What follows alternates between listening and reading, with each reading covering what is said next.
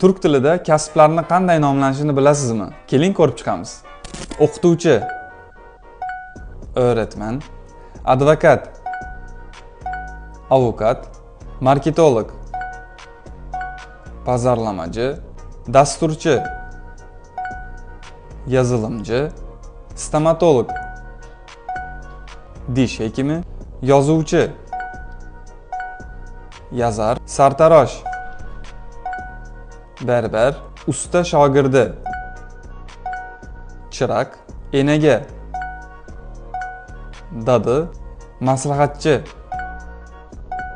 danishmand, dallol, emlakchi, ofitsiant, garson. Bu video foydali va qiziq bo'lgan bo'lsa va kasblar videomizning ikkinchi qismini olishimizni xohlasangiz, izohlar qismida plus yozib qoldiring. Ko'rishguncha.